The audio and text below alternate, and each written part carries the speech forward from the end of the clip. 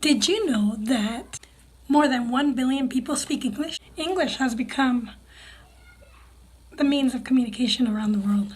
And did you know that it is required in most schools, in most countries? English has the richest and largest vocabulary, simple inflections, and no genders, and is, except for spelling, perhaps the easiest language to learn.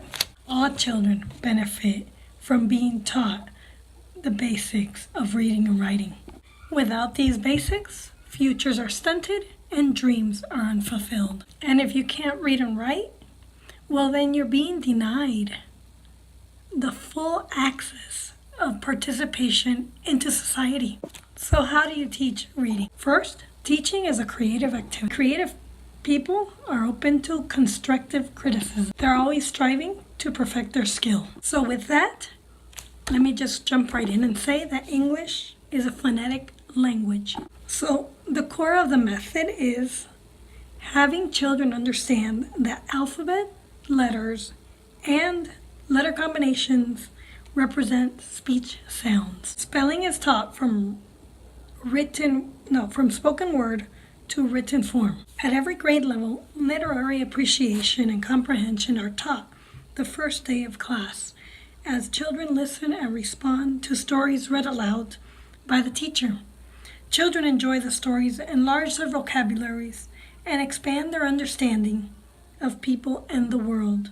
Kindergarten and first grade children are explicitly taught 3 basic types of text structure while listening to the teacher read the Usborne First Reading Level Readers Series, Level 1 and Level 2.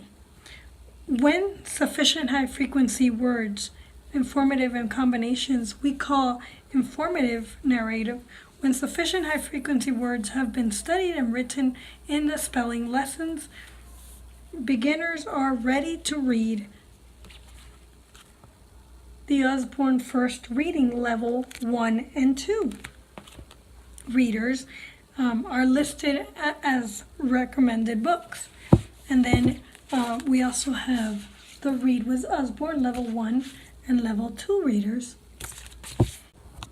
Usborne First Reading students quickly progress to reading well written books because they have been taught phonics and understand how words and sentences are constructed. More importantly, they aren't dependent on reading words that contain only the first most frequent sounds of the vowels and consonants, as is common in other methods. They can read high-frequency words like me, do, go, and so, and is from the beginning. By first listening to and then reading fine literature, children develop a love of reading and a taste for good writing from the beginning of instruction. Today, there are many phonics resources available to teachers and homeschool educators. And to be frank, most are very expensive. And one more thing, the failing of all these methods is they neglect spelling and do not teach children to say the sound and write the symbol before the children try to read. There's a lot of knowledge out there, but not enough implementation.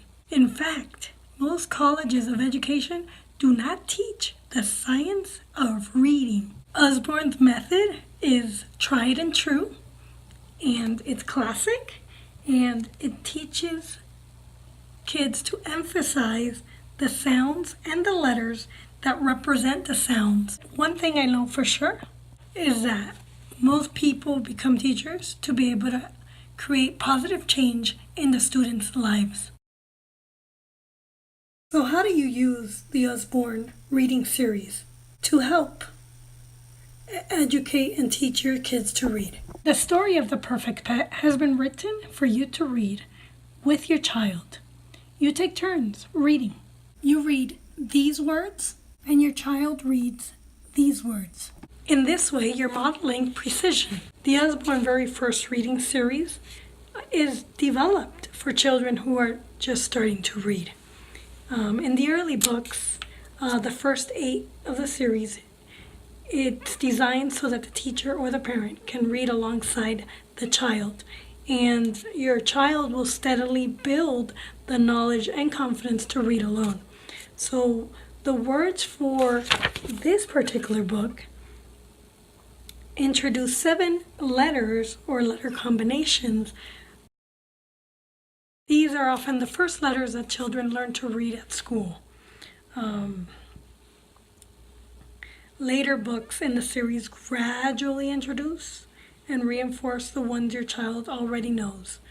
So you'll find lots more information about the structure of the series, advice, and helping your child with reading, extra practice and activities and games on the very first reading website, www.usborne.com, very first reading. And this is a level 2 reader, How Bear Lost His Tail, retold by Lucy Bowman, illustrated by Ciaran Duffy, and with reading consultant Allison Kelly, University of Roehampton. So once upon a time, Bear had a long, thick tail. The other animals loved his tail, but Bear didn't like it at all. But Fox thought it wasn't fair, and Fox thought of playing a trick on him. Here is Fox carrying fish to the ice hole in the lake. Here is Bear being tempted by Fox, and here is Bear putting his tail in the hole. Here is Bear waiting and waiting and waiting. And then the next day, Fox came over to look. Where is Bear? Oh no, snap! What happened to Bear's tail? That's better. And from now on, Bear got stuck with no tail.